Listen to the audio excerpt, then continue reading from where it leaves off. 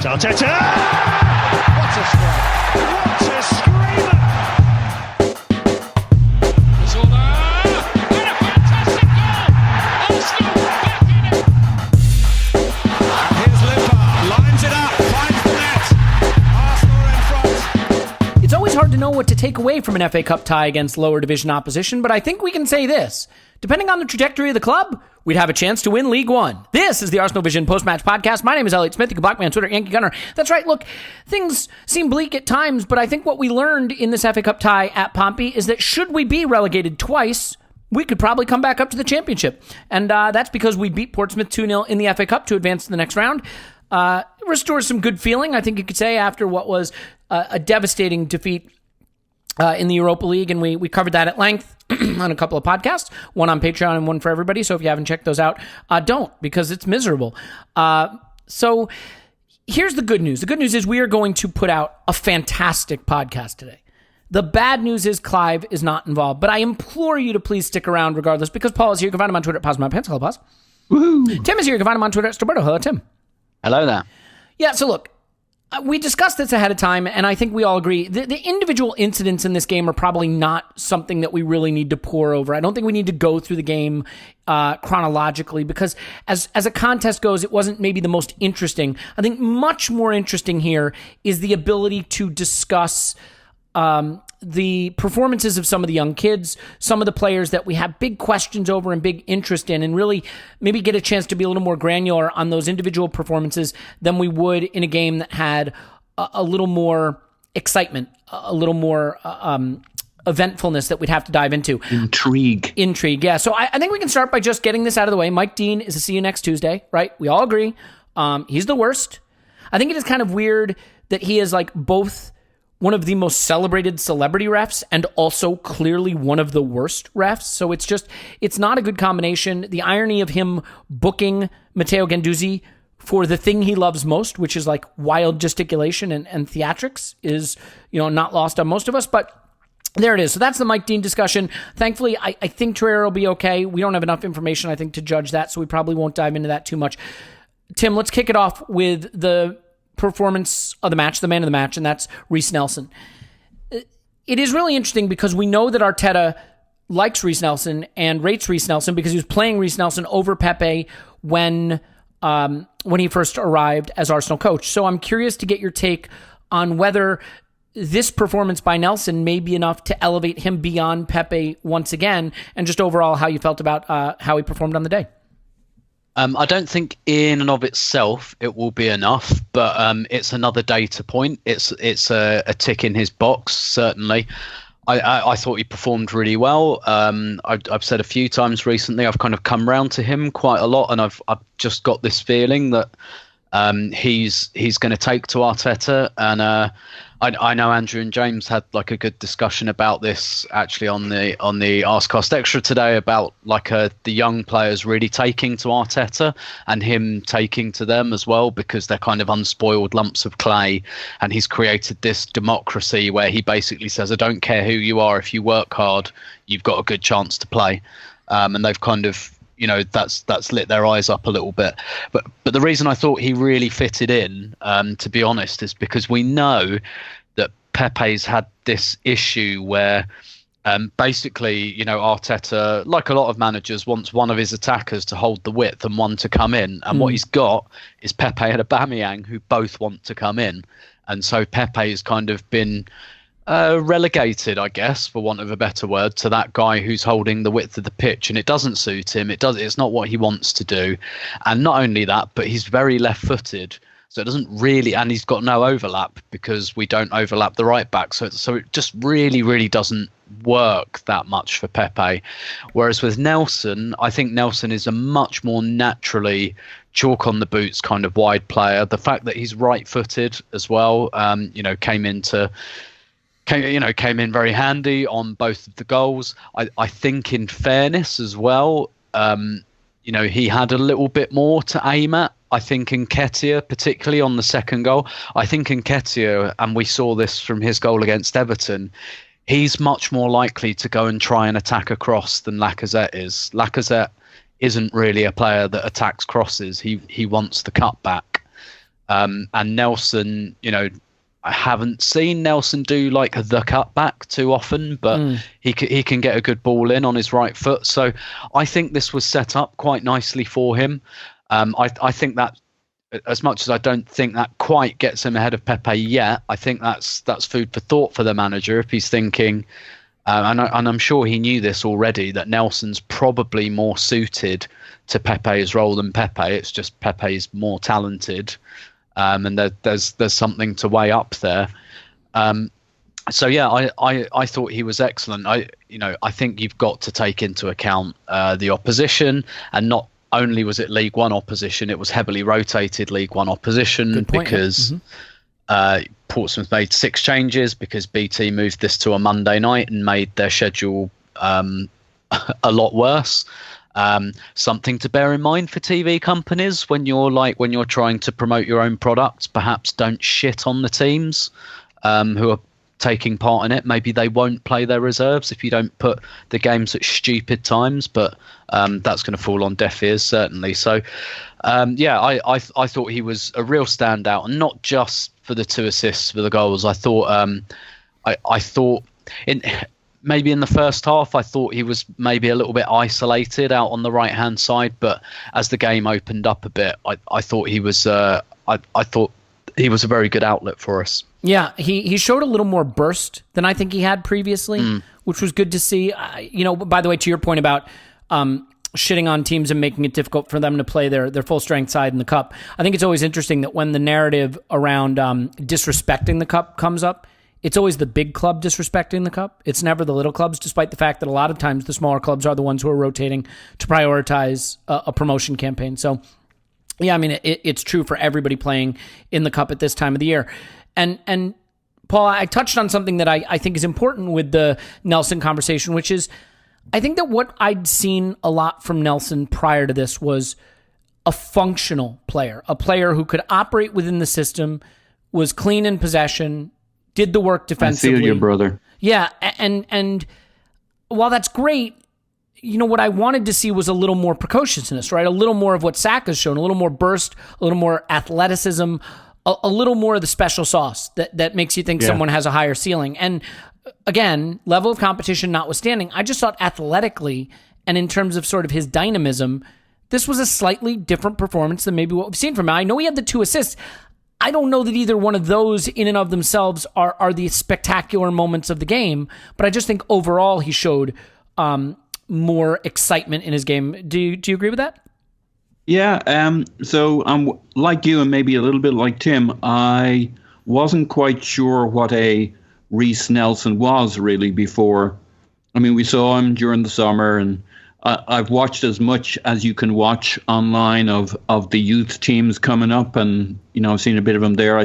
We all saw a bit of him at Hoffenheim, but I still wasn't quite sure what he was. I just thought he was a bit like pretty good. But when he'd arrive in the Premier League, he'd just, everybody be faster, bigger, better organized against him, and he'd just kind of float away. And under Emery, it seemed to be his trajectory a little bit, in that, to be fair to Emery, he gave a lot of young players opportunities and starts. I don't think he did too many of them that many favors from a coaching and system standpoint, and even a confidence standpoint. So I thought Nelson under Emery was maybe a little better than I expected after preseason, but still nothing to move the needle. And under Arteta here, he's really starting to make sense. And I guess I'm getting a much better feeling of why Nelson's a factor for us. I think he's a really good system player. He's really intelligent and clued in, and he connects the dots. And like you see players like a Nasri or a Rosicki or a player like that, who maybe doesn't have all of the straight line speed, the physicality, all the goal threat, but they're dangerous and they connect. They're super connectors, aware of what to do over on that wing side, and they'll take it to the byline or they'll cut inside. He definitely showed some pace in this game. I mean, he put his fullback to the sword, but maybe his fullback is not the world's greatest fullback facing him. I thought he was really interesting in this. and has been under Arteta. I mean, he hasn't played for 7 weeks, which is kind of something in itself that he comes back this lit up. And, you know, you always like passing stats. He was 93% passing. Again, there's the opposition factor here, but basically nobody did better than that apart from maybe Guendouzi. He had the cross into Martinelli that he fired that was just behind Martinelli. It was almost goal-worthy material. And, you know, his laser for Sokratis was, you know, it was eye-catching. He was taking the set pieces, the corners from that side. And like, he just seems like a really good Arteta player. And you know, City play with wingers who run to the byline frequently. So I think he'll take advantage of that. Yeah, go ahead. The other stat I'll just throw in: 13 crosses, 9 more than anybody else, and City bang in a bunch of crosses when they need to. So, and he didn't waste any of them. They all look like good, intelligent crosses. Sorry. No, well, because all I was going to say, Paul, is you have me thinking about something also that Tim brought up, which is, you know, Pepe is very left-footed, and he wants to cut inside on his left foot and either curl in an in-swinging ball or, you know, shoot for that upper left corner of the goal. And on the left side, the left-sided fullback provides the depth to the attack, right? Because Saka overlaps Aubameyang, and he provides the depth to the attack, and Aubameyang runs into the box. On the right side, the fullback is not overlapping. So the right winger has to provide the depth. And Pepe doesn't want to do that because more naturally for him is to cut inside. Nelson will provide the depth. He will push it to the byline and cut back from there and cross from there. And I almost wonder, you know, I think our front three is still an unfinished puzzle to some extent. And if you want to try to get Aubameyang into the center forward position, at least occasionally, maybe to see how that works, I almost wonder if you could push Pepe to left wing and let him try to drive to the byline a little more and deliver the ball from deeper, you know, maybe take away from him that natural inclination to cut inside and curl in a shot. Now, to be fair, I think that end product can come for Pepe, but you could see a Pepe, Nelson, and Aubameyang front line. I also think you could play Pepe centrally and make room for Nelson that way. But you have a final thought on that, Paul? Yeah, so I do think they kind of conflict. I think it's kind of one or the other.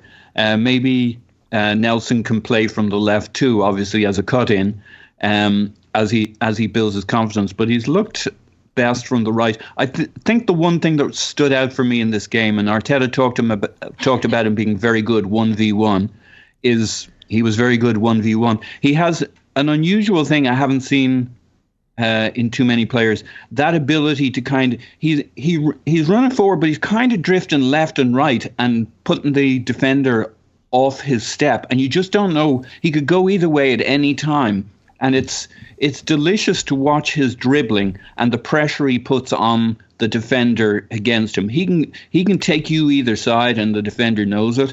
And like, that's what every dribbler would like to do. But he has, I think that's a little bit of his superpower. I think the crosses seem to be laser. And if he can keep that going, that's, you know, you're notching up his superpowers here. He's no longer meh or pretty good or very good. He's got some things he does uniquely well, potentially. And I think the accuracy and the quality and his decision making as he gets into that final third into the box, and his ability, he almost kind of hovers to, will he take you on one side or the other, has defenders crossing their legs and getting caught. So I think he could be very, very interesting going forward. Yeah, we in the Discord there's a patron named Carrier Pigeon. He actually just changed his handle to Lewis, but I assume his real name is Carrier Pigeon, who's just obsessed with Nelson and adores him. And I have to admit that exposure to his viewpoint is causing me to be more of a Nelson stan than maybe I was naturally. I still think it's Pepe's spot. I still think it has to be Pepe's spot. I still think the danger Pepe can create is greater, but I certainly think this game gave me a window into a more dynamic and exciting Nelson than I'd seen before. And I think, Tim, look, the Academy giveth and the Academy taketh away.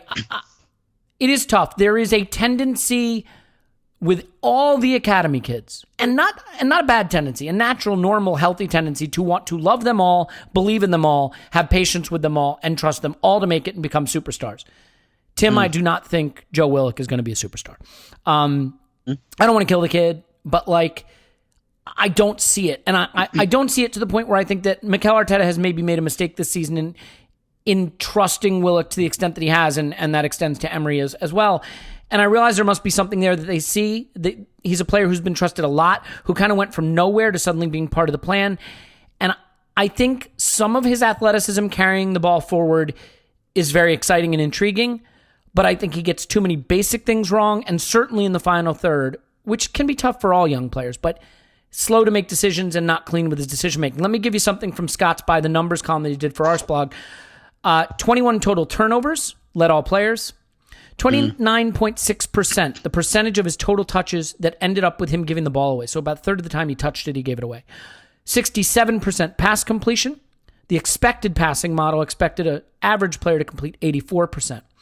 One shot, one key pass, 9 progressive carries, which is good. 4 successful dribbles, led Arsenal, good.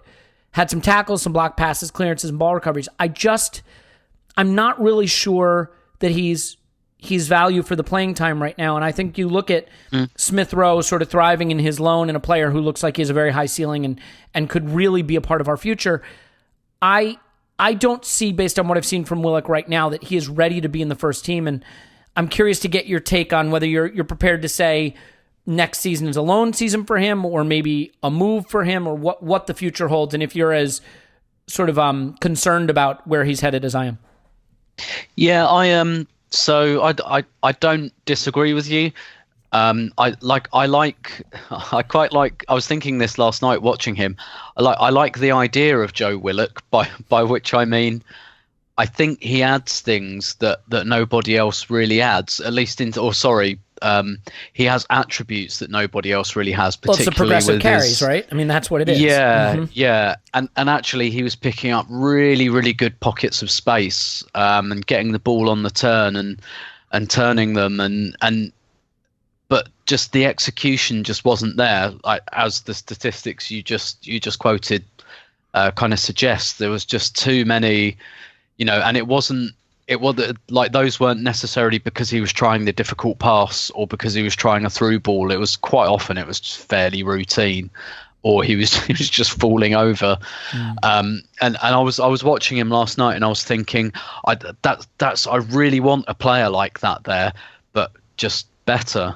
Yeah, no, that makes sense, right? I mean, someone can have the attributes you're looking for, but just not be at the quality of what you need. Yeah, exactly. He's the best player of his type we have, if you define type. Yeah, exactly. That's a good point. Yeah, and don't get me wrong, like I'm not quite ready to like completely give up on him yet or anything like that. If because things can change quickly, and a couple of good games, and I probably turn everyone around on the subject. But let's say like until the end of the season, he doesn't really pick up, and this is kind of more or less the level of performance we see from him. I wouldn't be absolutely shoveling him out the door, but if there was interest, I'd probably be thinking, particularly in our financial situation where we're going to have to make some brutal decisions. I mean, that wouldn't be a brutal decision, I don't think. If we got a good offer, I think you can kind of say, yeah, okay, thanks. But we'll kind of get you out the door. We'll use the money. And like you say, there's Smith Rowe there as well. We'll have a look at him. And actually, I think Smith Rowe's more likely to kind of make that, or if not make that position his own, feature in that position. I mean, my thoughts about the academy players are always like what they've always been, which is that they're just ideal squad fodder. And if one or two of them becomes any more of that than that, brilliant. I just think it's a really cost-effective and sensible way to fill out some of the squad positions.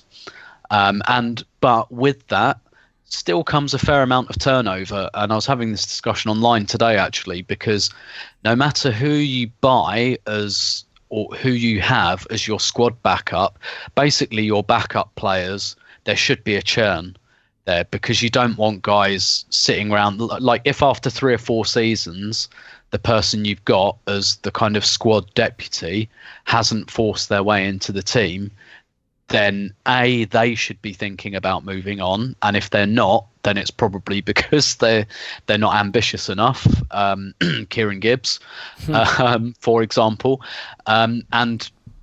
but if they don't, you as a club should be saying, well, do you know what? Okay, we've had you in the squad for 3 or 4 years. You're probably not going to get any better playing 10 to 15 games a season. It's not good for us. It's not good for you. Thank you and goodbye. Like probably what's going to happen to Maitland-Niles, for example. That to me is totally fine. He came in, he did a job. He filled a spot for us that needed filling because we had injured fullbacks. We've restocked in that position, and he's probably going to go in the summer, and we're probably going to get good money for him, and we'll move on. And that to me is absolutely fine. That is fine. That is not because Maitland-Niles is a wanker or a failure. It's not because Arteta's an idiot. That's just what should happen. That's just, you've had a few years. You've had like a lot of games now. You're probably not going to be our starting right back ever, and you're probably not going to be our starting central midfielder. So, thanks. You've done a job for a couple of years. We'll move you on. We'll take the money. We'll go with something else. And so if that ends up happening to Willock, like I say, I'd maybe give it another year, unless like a really good offer comes in. But I get the feeling that that's probably where this is going. Then again, I said that about Nketiah not long ago, and I've been pretty impressed by him. Again, I don't think that he's necessarily going to be Arsenal's starting number 9. I'm looking at him now and thinking, yeah, he's that's good backup. And again, the same thing might happen to him in 2 years' time. He might, we might just turn him over. But that's all kind of fine. That's absolutely fine. So I'm not exercised about Joe Willock. I'm not worried. I just kind of think he's doing a squad job, and if he can't do more than that, then maybe this time next year we say, all right, thanks, you're 22 now, you need to play, and we need to move on, and that's all fine. Yeah, and by the way, as fans, I think we should remember what the goals are here, because it's easy to forget when you're sitting mid-table and you're out of the Europa League and you're not winning anything. The goal is to win the Premier League, to win the Champions League. That is the stature of the club we support, and so there's nothing wrong with saying a kid might not be at the level to be a regular starter for a team of that caliber. But if we ever want to be a team of that caliber again, we have to have, I think, accurate assessments of our players, a willingness to recognize that even some of the good players we like aren't good enough. Alex Iwobi, lovely player, did not have the ceiling to do at Arsenal what Arsenal needs to do. Yep. And I think him clearing out has made room to some extent for a Saka to come in. I mean, you could argue no, it hasn't, because Saka's playing left back. But I don't think there's anybody listening to this podcast who's going to say that Saka isn't a better player than Iwobi with a higher ceiling. And so, I look at a Joe Willock and I say, it's not that I hate Joe Willock and I think he sucks. It's that I don't see a player who can be a guy who should regularly start or really regularly play at the level that Arsenal is. And to be clear, Tim, just to make this point again, what I think makes Willock hard for some people is the delta between his high moments and his low moments is really big. What I mean is he will have an eye-catching drive through midfield that has you sitting up in your seat going, wow, there's something there. But in between those moments, just the standard of his passing, his decision-making, his recovery runs defensively, which, by the way, I think are not up to snuff, his final ball, that stuff is all poor. So do you think, just as a last comment there, that maybe it is the fact that once or twice a game he will do something eye-catching and that sticks in the memory and maybe overstates his quality because the rest of the stuff is, sad to say, not up to the level required? Yeah, I mean, I compare him to Diaby for a reason. Don't let Clive hear you say that, for God's sakes. I think you've just kind of described Abu Diaby in my view, anyway. I don't. To be fair, I do think Abu Diaby, if he could have put it all together more often, did have a really high ceiling. I just don't think he never gave me the impression he quite had the wherewithal to do that. But yes, yeah, absolutely. And look, like we say, we just kind of joked that he's the best in the squad with his attributes, and he kind of is, but it's because he's the only one. And actually, kind of, you're right, we're mixing in the whole feeling the attachment to the academy player, but it's also because he's just the type of player, a bit like Iwobi. And Iwobi was the type of player that we needed, but like you say, he just didn't quite have that ceiling. Iwobi would have made a fine squad player, I think, fine for 10 to 15 games a season, but that's not what he was. He was playing in every game to some extent. Yeah. And like you say, I don't think I ever see Joe Willock getting there. I think the lesson from this is we need a player like Joe Willock, but better. I think that's, and then, perhaps next year Joe Willock can understudy this midfield unicorn we find with the £2 million that we've got to spend in the summer. Yeah. And go from there. Yeah. And I mean, look, I think Iwobi's a great example of a player we all really liked and had a lot of affection for. I don't think anybody's sitting here saying he's pulling up trees at Everton. I don't think he's kicked on. I don't think we're kicking ourselves. A lot of times with these players, we feel affection for them. They move on and you realize, you know what? Best for all parties involved. I think, one of the problems here, Paul, too, just realistically for Willock and any of these guys, we just have way too many squad roles right now being filled by academy kids. And I think that's tough on the academy kids because a healthy balance for a team that should have the ambitions we do, I think, is a first 11 that is mostly comprised of seasoned, experienced professional footballers. Maybe there's an academy kid who's so talented on the fringe of the squad that he breaks in the first 11. But by and large, you should be talking to players 23, 24 and up, and maybe there's an academy kid floating around the edge of that. And then maybe you have two other academy kids who are getting in there for sub appearances, cup appearances, things like that. But we've got Maitland-Niles, who's made a lot of appearances, Nketiah, who's making a lot of appearances, Nelson, who's making a lot of appearances, Willock, who's making a lot of appearances.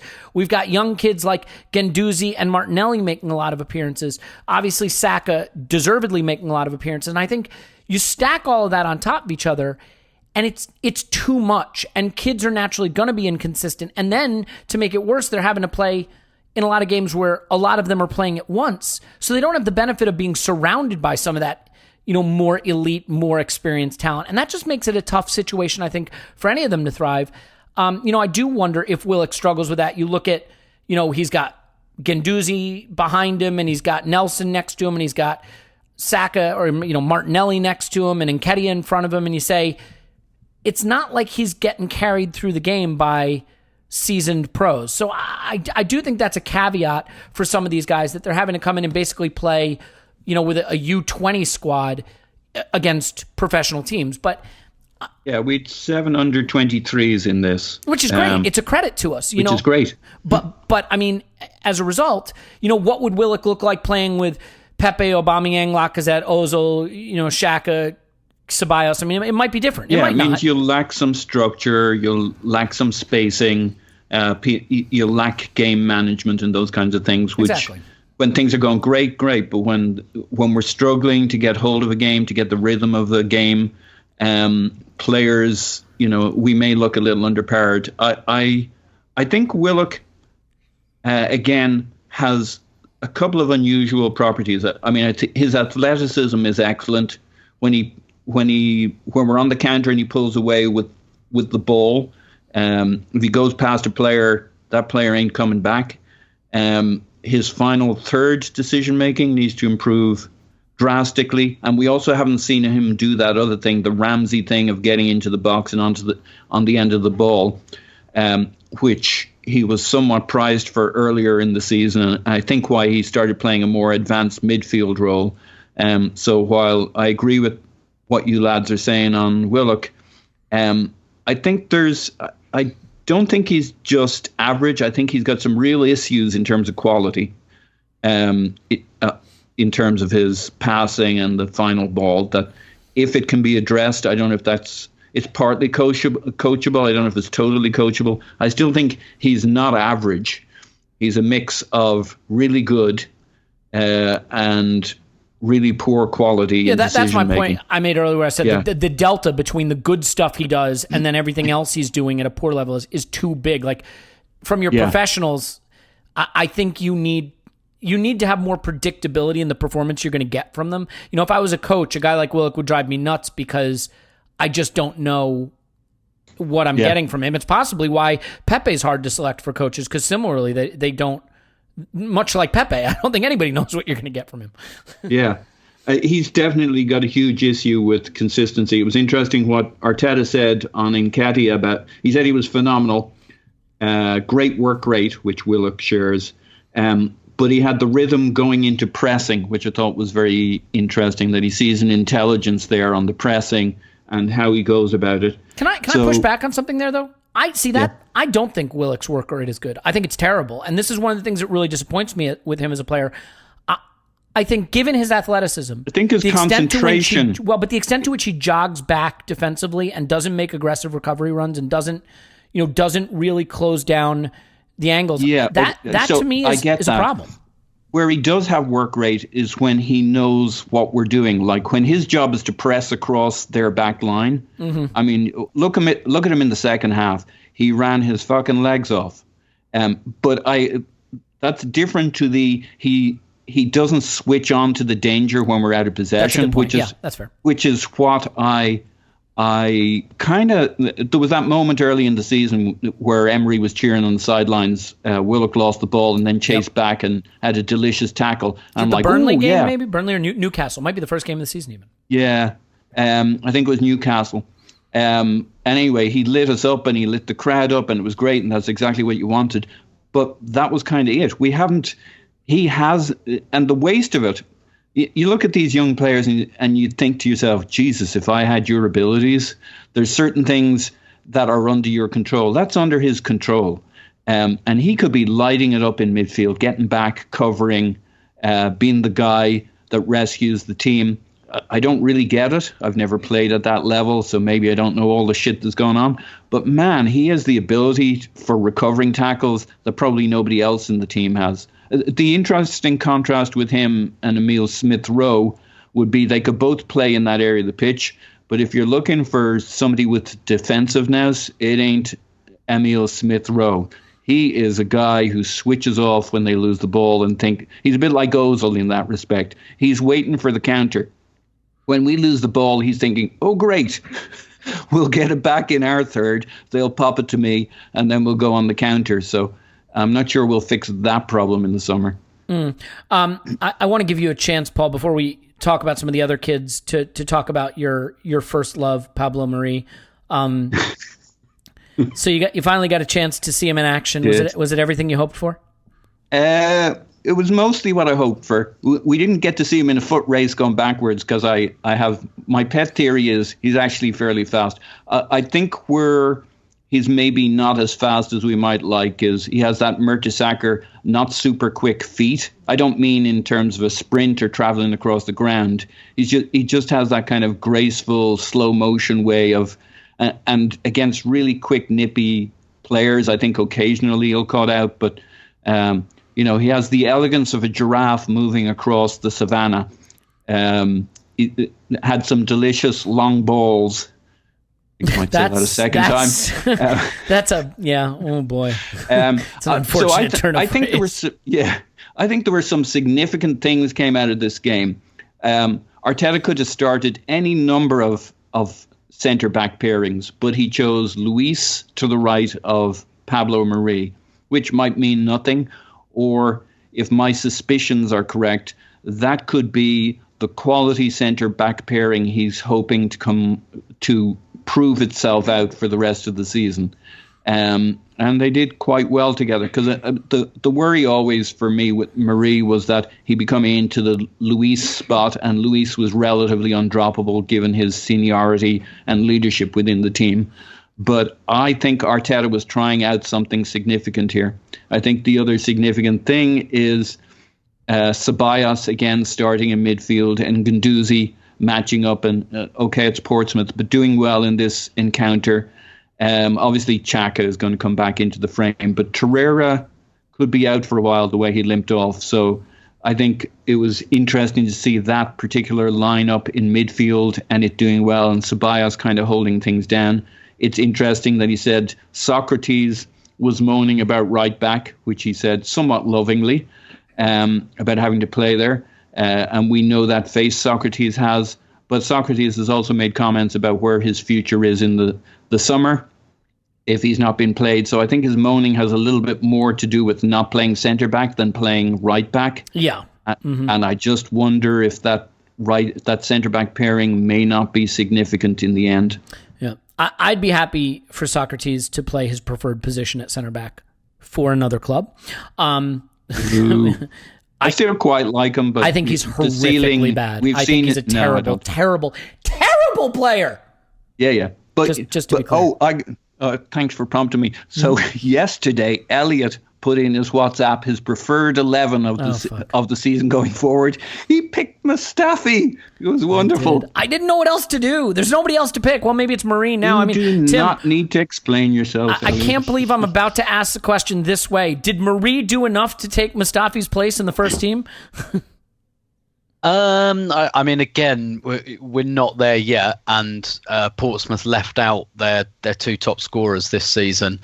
But I think the intention, I think that's the intention. I'm still not convinced Mustafi has much of a future beyond this summer because he's going to have 1 year left on his contract. So Arsenal have got a choice between selling him or renewing his contract. And I think they'll sell him, particularly with the volume of centre halves they have. Albeit, I think a few might go because I think Sokratis will go. I think that'd be a shame. Hate to see him go. Yeah. It's quite clear that Arteta, I think largely probably because of his passing and Mari has very, very good passing and off his left foot, and it opens up the pitch a little bit. Because the thing is, right, Mari does the things that the reason Mustafi's been kind of brought into the team is that distribution point. Now Pablo Mari has that, and he does that kind of. He engages. He's a very hands-on defender. He likes getting in the striker's shorts and having that kind of close contact.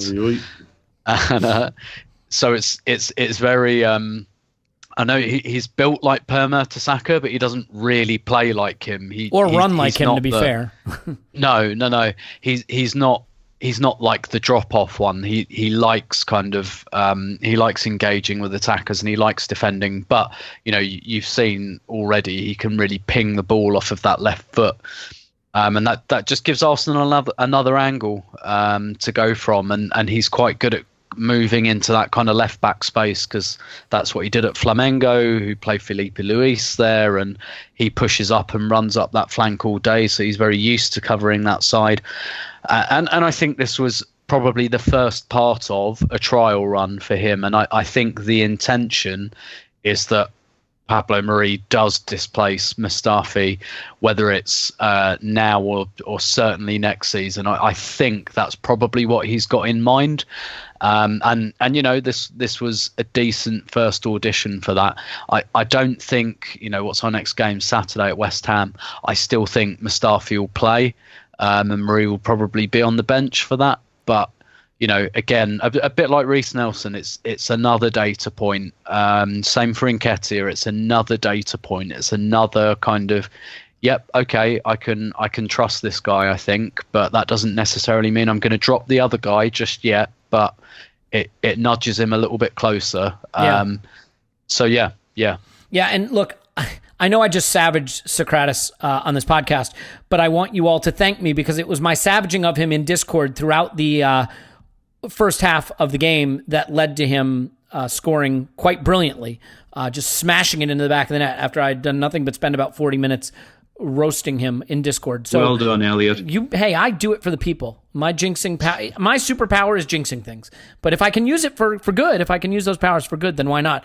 Tim, I'll stay with you just for a second. Let's just get this done. Look, I never want to see Sokratis at right back again. I don't think too many people are anxious to see Sokratis at right back. Again, despite the fact that he did score the opening goal. It's just another reminder, I think, of where Maitland-Niles is in the pecking order and what his future likely holds. And I just want to get your thoughts on the Maitland-Niles thing just real quick, because finally James Benge yielded to fan pressure and asked Arteta about it. And Arteta was very pointed that he needs to want it. He needs to want to give everything to play for Arsenal. And you could say, well, that's good. He's handling a disciplinary issue. He's forcing him to earn the playing time. That's what he should do. But what I would point to... And Wenger said something very similar in the past about Maitland-Niles could be really good if he bothers himself. Yeah, and that's right. And what I will say is Guendouzi had a disciplinary issue. He was back in the team shortly thereafter. Arteta made some comments about not being thrilled with Ceballos' fitness. He was in the team not too long after. This is a long time now, I feel like, that Maitland-Niles has been frozen out by Arteta. So either the turnaround isn't happening or he just doesn't see it with this player. But I think given how poor Sokratis was in his previous right-back outing, and given that he got the start again in that position, and Maitland-Niles got on for 2 minutes in stoppage time at the end of an FA Cup tie that was won against a League One team, like, are we okay here to jump to the conclusion that this is not going to turn around? Yeah, I think so. Like you say, it's happened to other players. They've turned it around quite quickly. This has been several weeks with Maitland-Niles now, and actually even more, shall we say, from Maitland-Niles' point of view, grave than that. We've actually bought another right back, which tells you loaned one, right? I mean, loaned one rather. But still, yeah. Yep. Mm-hmm. So that's a pretty emphatic step, even on loan. That's a that tells you that the manager never, because Maitland-Niles was playing at the beginning of January, right? So the beginning of January is playing and not playing poorly, really. I mean, yeah. So this is a 2.5 month issue, if anything, basically from the start of Arteta's reign. To have gotten that loan in that quickly in January, he's been concerned, even while playing well. It's not his abilities, it's not his performance, it's how he carries himself off the pitch. Yep, precisely, because he picked him for his first 4 games or something. Yeah. He played him against Manchester United and Chelsea. He obviously thought highly enough of him. Like you said, there's no way, right, he thinks Sokratis is a better right back than Maitland-Niles.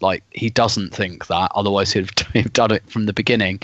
I don't think anyone actually thinks that. This is a message, and this message is not necessarily linked to performance. And I think the fact that he's loaned another right back, I think that tells you everything you need to know. And whether Suarez stays at Arsenal or not, that tells you that even if he doesn't, that a right back is very much on the shopping list, and that's the end of Maitland-Niles.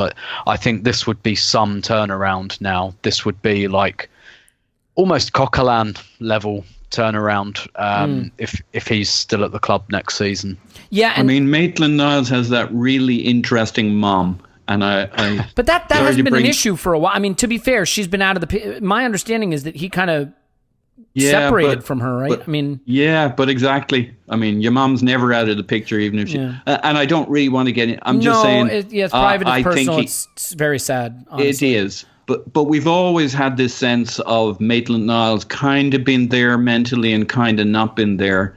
And I just think this is kind of his focus. I just think he finds professionalism difficult because there's just too much stuff. Paul, you know what sucks is that. Yeah. And to be fair, look, Willock is 20 and Maitland-Niles is 22, so take this with a pinch of salt. But I think Maitland-Niles, talent-wise, is ahead of some of the young players who are getting playing time. So that's what sucks, is that if you said to me, Maitland-Niles is going to play 25 games next season, or Willock is going to play 25 games next season, and the other one's going to be sold, I'd say, give me the 25 games from Maitland-Niles. I don't want that from Willock. I don't think he's ready for it. So it is a bit of a shame.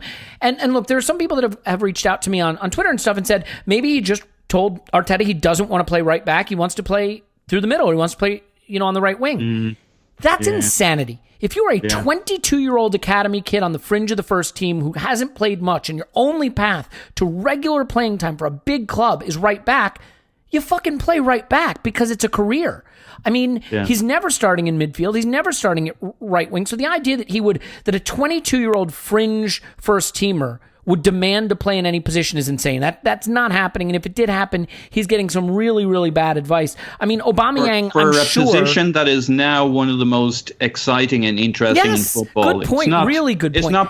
It's not imitate Nigel Winterburn. No offense meant to Nigel. Look what Saka's doing. He's playing a de facto forward. And look, Pierre-Emerick Aubameyang is one of the elite strikers in all of world football. He's playing on the left wing, and he's wearing an armband doing it. And he's mainly doing it because that's what the coach needs from him, not because it's the best thing for him. So, that would be a shame if that's true for Maitland-Niles. Let's move on from him because I think the club has, to be fair, or is going to.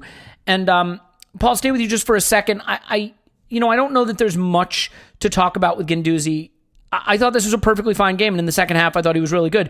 The thing with Guendouzi is, you love him, you hate him, you think he's, a brat, and he is a brat. Let's face it, he is the brat of the team. But like, he's our brat. He's our brat, yeah. And fuck Mike Dean right up his whatever thing I probably shouldn't say. I've already said too much. Thunder blog had a great comment on that. You see that? Given Guendouzi I'll paraphrase here. Given Guendouzi a yellow card for flamboyant gesticulation, Mike Dean. Yeah, I mean that literally is how Mike Dean made a career. And so, but I mean, you look up and all of a sudden he's got the most touches in the team. He's playing the most passes. He's keeping things ticking over. And I think there is a linking of Guendouzi to Emery that maybe is part of the reason why some people won't warm to him.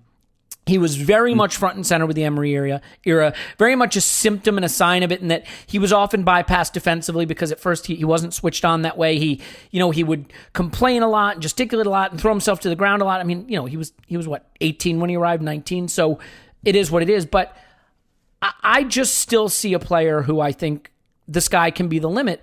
And I do struggle sometimes, Paul, because I think that he plays a position where determining superstardom is a little difficult, right? I mean, he's not a dynamic goal-scoring, assist-providing central midfielder. He's not Aaron Ramsey, right? He's not a go-to-ground and make a phenomenal sliding tackle Francis Coquelin or Lucas Torreira. He's a ball progressor, and he does that really well. So I'm curious, did you like this game from him, and do you think that maybe we just need to take a deep breath and be patient with a guy who looks like he can be a long-term, reliable part of functioning central midfield? Yeah, and I think the attitude's a big piece of it, because his attitude on the pitch is spiky and turned on and positive. And even in games in which we're quite a bit crap, he chases that game right till the end, just for the hell of it. I think the other thing that's been key with his attitude, there's two sides to the coin, and his attitude, when you see him in the squad or on the bench, he's always positive, upbeat. He doesn't look like he's thrown a moody. It's like he kind of gets it. So there's that dynamic tension, and maybe he just has a sense of the trajectory of where he's going, and it's going to be okay. And maybe he's had some really good conversations with Arteta, because Arteta wants to get this right, and he's not in a rush to play him at all cost. He's a really busy player on the pitch. So when he's humming, we'll be humming.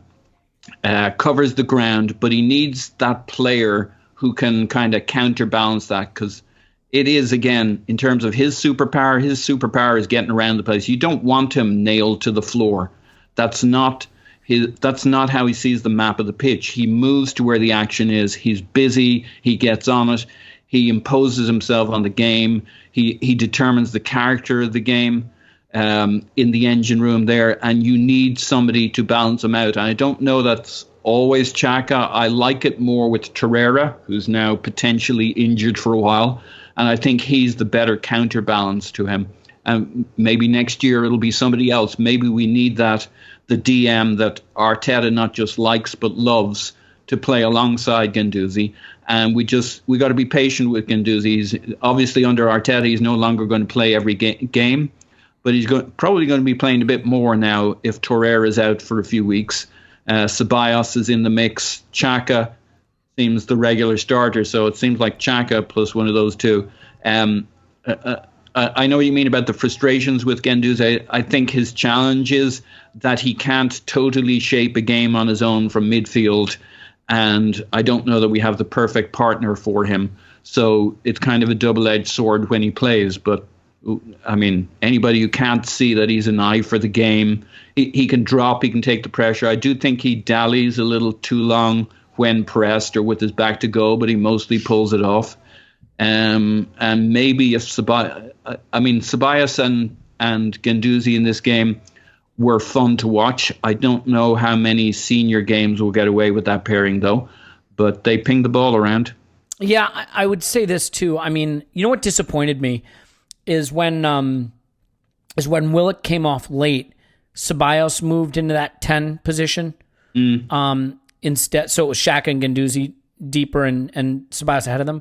I know nobody agrees with me, nobody on this podcast, nobody on Twitter, nobody on the earth. I still think Guendouzi could play better closer to goal. I think he can play the through ball. Certainly nobody on the podcast agrees with you. Yeah, I just would have loved to see even 5 minutes of him playing the Ozil Willock role. I know Ozil and Willock couldn't be more oil and water, but I mean that role, that flitting between the lines, sliding from side, because Arteta has taken the reins off a little bit. Like you're seeing it with Ozil. He can go to either flank. He can drop in and help progress. He can get to the edge of the box and play 1-2s. I think Guendouzi can do that. And I think if you free him of a little of the structural responsibility defensively of picking the ball up deep, having to be a little more secure with it and a little more careful, and let him be a little more enterprising, I think it could work. But again, I am totally alone in that, and I'm never going to get to see it. So I can take that to my grave, hopefully many, many, many years from now. Okay, so Tim, as we start to wrap up, just a couple more quick ones.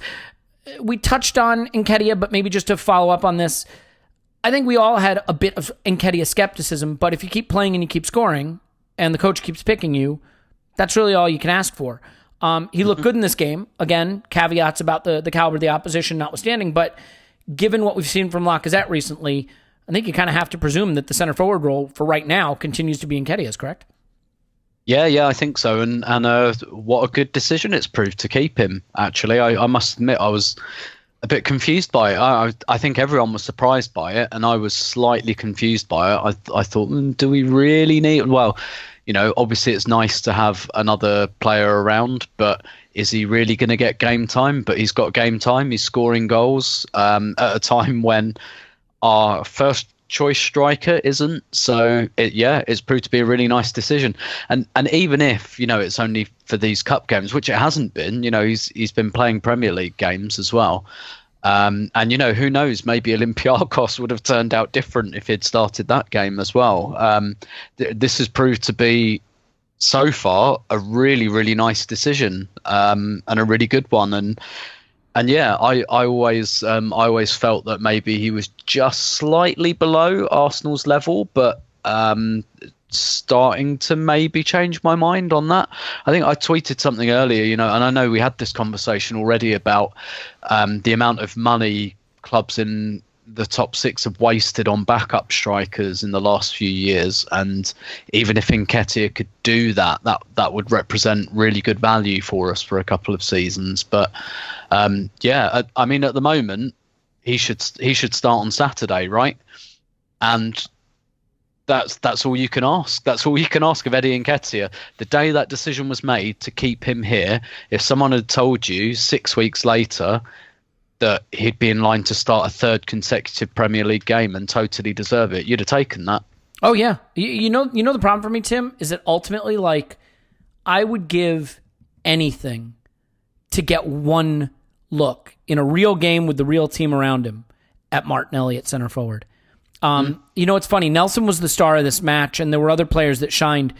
I still think Martinelli jumps off the screen or off the pitch if you're physically there. Yep. There's something explosive and eye-catching about what he does, and he influences the game in a few key moments. And you don't hear the commentator, lucky for you, but there was a moment where he headed the ball just over. He wasn't able to get to it, and the commentators were sort of saying that it was like a miss on his part, or he didn't make the right contact. But if you watch that, the burst he shows, insanely hard chance, actually. Very hard, whip to a spot. And the burst Martinelli shows and the intelligence to know where that ball is going and get between two bigger defenders, two bigger League One brutes, and get to the edge of the 6-yard box to even get his head to that.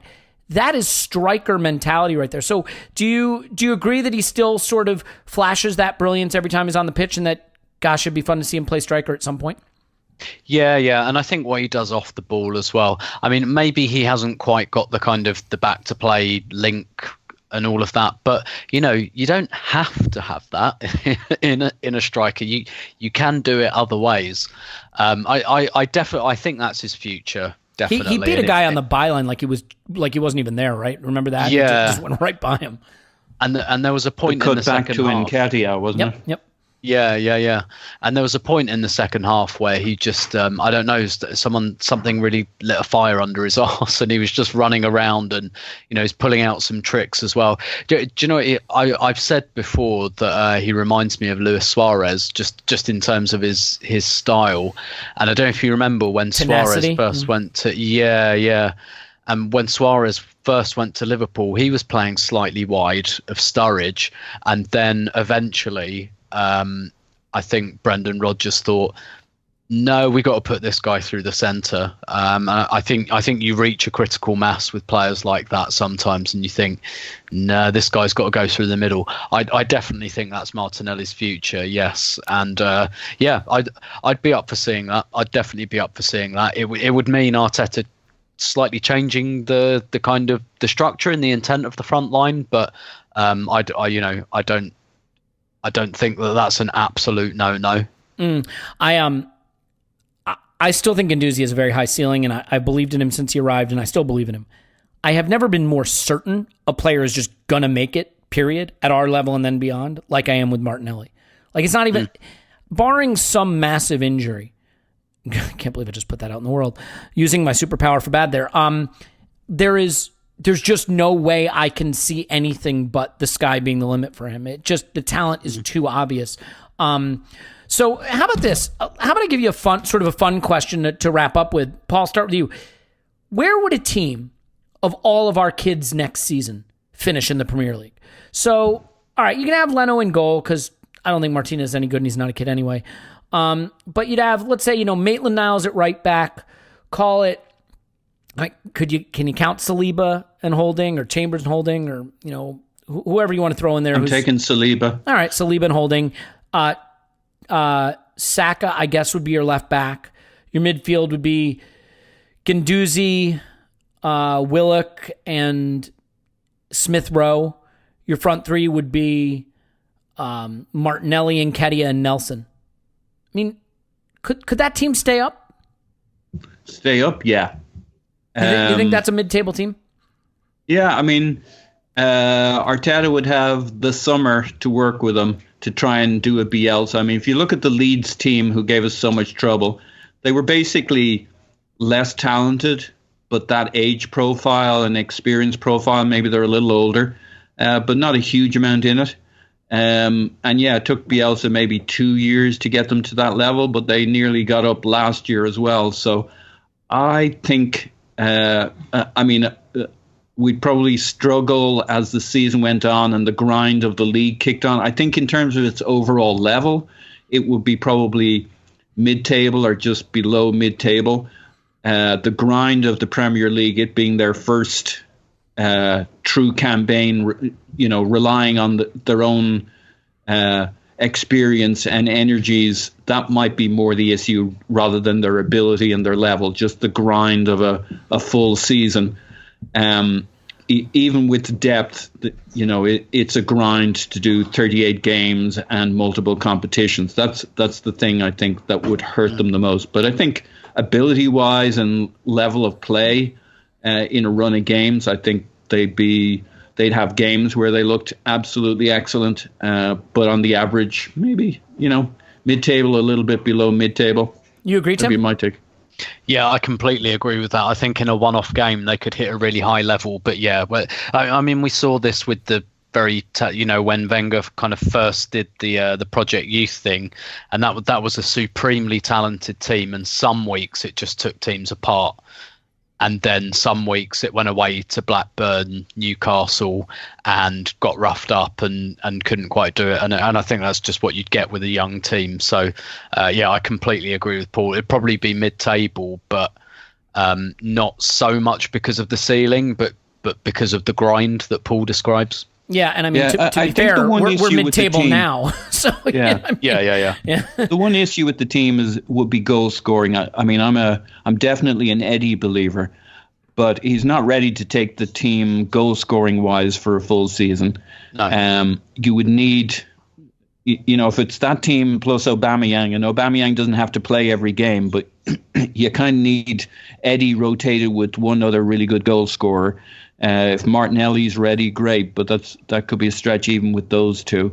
I'm still pretty high on Nketiah. I think I think the coverage of his time at Leeds is a little misleading. I think he was actually very good there in the minutes he got there. I think it's done him a lot of good, and I think he's starting to show his stuff. He's looking more competent in each game, but he's not ready for a season carrying the burden of the goal scoring for Arsenal. That's the one flaw in that team being a mid-table team. Not because he's not good enough. It's just that's whatever about the grind of the league, the grind of being the guy responsible for getting the goals. He's going to need some serious help there.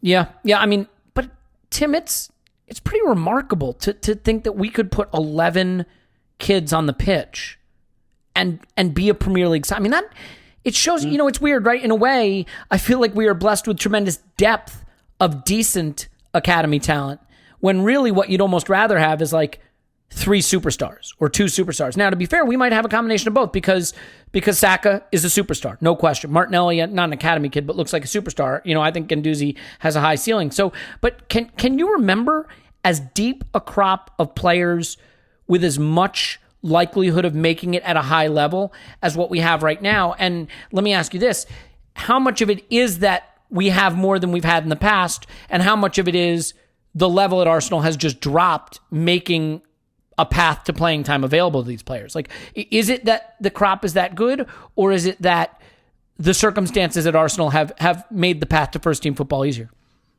It's kind of a perfect storm from an imperfect storm. I think it's a bit of both. I think it is a good crop. But I also think that Arsenal have been run so badly for the last few years that we came to this stage where we had to rely on these guys through financial necessity, because we kept letting players go for free or dishing out ridiculous contracts. So I'd be interested. Let's say that we'd sold Ramsey for like 50 million the year before his contract came up. Let's say we sell Szczesny for more than like a bag of M&Ms, et cetera, et cetera, et cetera. Then, you know, how much game time would these guys be getting? Would we still be going, no, this is a really good crop, let's get them through?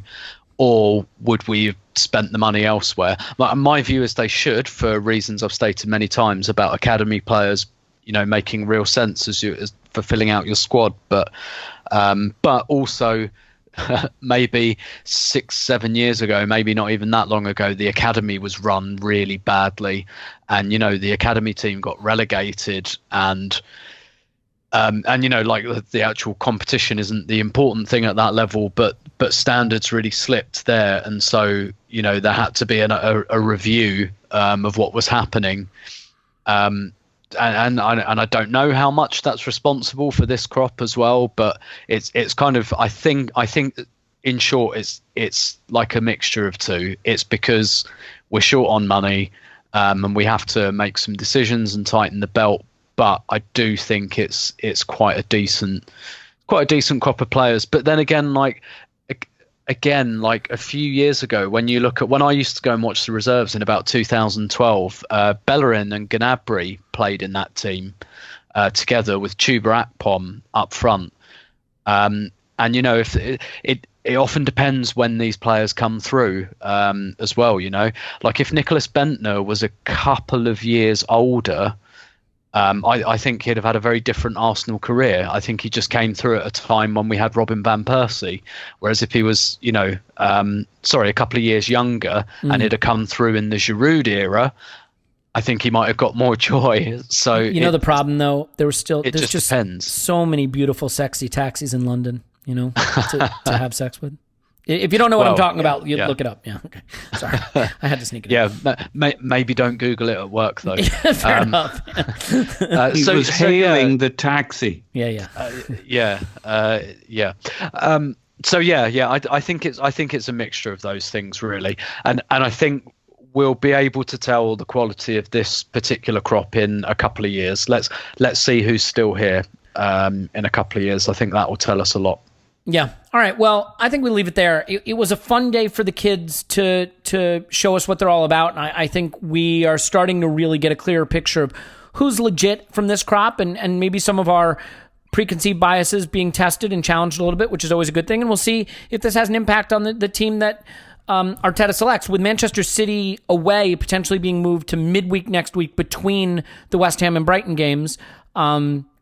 You know, there's going to be need for rotation. And so, you know, some of these kids are going to probably be in line to play at the weekend against West Ham, you would think, with an eye towards Arteta definitely wanting to impress Pep Guardiola at City. So we'll see how that goes. In any event, we'll leave it there. Hey, I would ask, if you'd like to sign up for Patreon, we'd love to have you. We continue to try to do fun and interesting things on the Patreon side, and we'll continue to have more. The one good news about not having Thursday football every week now for the rest of the season is we can concentrate on more experimental pods and more different types of creative projects to work on. So that is definitely not what we wanted. We wanted more Thursday football, but we'll take more podcasts. In any event, Paul's on Twitter at Pause in My Pants. Thanks, Pause. Woohoo. Tim's on Twitter at Stoberto. Thanks, Tim. My pleasure as always. My name's Elliot Smith. You can block me on Twitter at Yankee Gunner. Clive will be on a Patreon pod this week that we're doing probably Wednesday. So that's tomorrow, isn't it? Probably Thursday. You know what? Probably a day that ends in Y. But you know what? In the meantime, leave us 5-star review if you could be so kind and write nasty things about Clive. I know none of you will. You'll just complain to me after this publishes. Where's Clive? No Clive, no party. You know what? I get it. But this is what we had for you, and I hope you enjoyed it. So in any event, we'll leave it there, and we'll talk to you after Arsenal 10, West Ham 0.